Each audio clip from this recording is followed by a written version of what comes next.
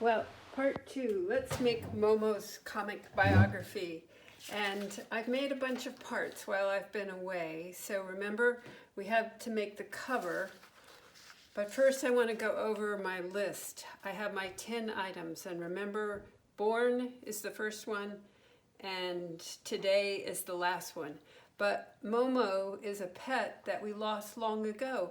So I had to change the words a little bit. So you'll see when I went to make my life story and I filled it out for Momo and his birth and today, it didn't make any sense. So I had to change the words. So I made it the life story of Momo. He was born somewhere near Minneapolis and he was abandoned as a kitten in April of 1996. And that is when a kitten arrives at our door. And so I want to do the back too. So I sketch out something lightly in pencil and then I went over it and it looks like this.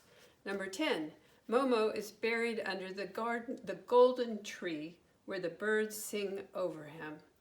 So I used two different markers here. You can see I decided that it didn't look so good having it all in that big fat marker, so I used a thin marker, and actually this marker and sometimes a gel pen, so I could switch back and forth depending on how many words I had.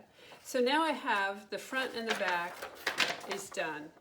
And now I have to work on the inside. And remember, the inside, if we look at the one I did, it's more complicated. It's got more parts. And I have lots more parts because I'm a lot older than you.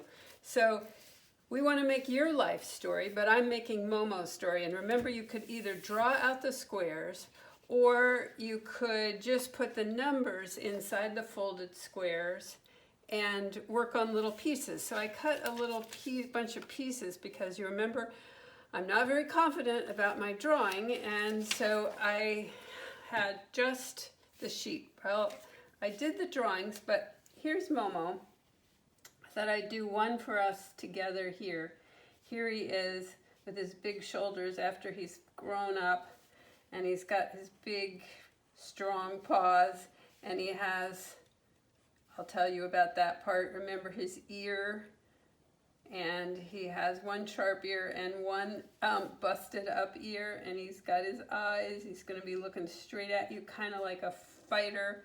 And it's got a nose and a little, and I have little light pencil marks there so you can see it. So you can see he looks pretty funny. Anyway, I did all of these, and I went ahead and made the words on the bottom. I did them first in pencil, and then I went over them, and so that if you were to put them all down together, they would go something like this. And I didn't show you all my mess-ups because it's too much. First one is Bossy Momo attacks our ankles. He was, and next one is, Momo had a sweet side and he would sleep with Callow like that. I put down some little pieces of tape so that would be easy to do this for the video. And this is this one. You can see he went out one night and he came back and half his ear was gone. Something had bitten it right off, and he stayed home for a few days after that, but then he went out again. And he was a big time hunter. He would come back with a mouse in his mouth, and he would leave it right at the doorstep. And then once, remember I told you about the raccoon that fell down the chimney and into our basement? There, Momo has cornered him up in the rafters. And then I told you about our neighbor who, when he moved in, his name was Ian, and Momo thought it was his mother, his long-lost mother, because remember, he was abandoned. And let's see, this is the day I was getting ready to go to my job on the airplane, and Momo brought in a chipmunk, but the chipmunk wasn't dead, and the chipmunk ran under the dishwasher, and the taxi was waiting down below, and I didn't know what to do. And then, many years later, Momo had a night where he just didn't feel well. And that was Momo's last night with us. So now I could glue all these down once the video is over, And I could put this in here and look. The life story of Momo, born somewhere near Minneapolis, abandoned in April of 1996. And number 1, a kitten arrives at our door. Look, that was a bossy kitten. We name him Momo and he attacks our ankles. And then there's the sweet Momo who sleeps with Kala. And there's the night fight when he got his ear bitten. And there he is, the proud hunter with his proof at the door. It's always horrible. And then the day that he stood off the baby raccoon, and oh, I should tell you how we got the raccoon out of the basement.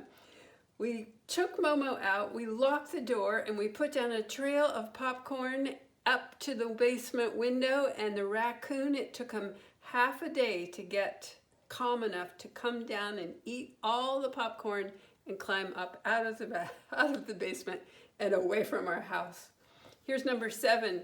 The new neighbor moves in, and Momo thinks it's his mother. Nurses his little leg of his trousers there every day. Then there was the chipmunk that got hidden under the dishwasher, and then the night Momo did not feel well, and we lost Momo, and we buried Momo under the golden tree where the birds sing over him. Now, that's Momo's story, but now it's your turn to make your own story. What are you going to make? Let's get started.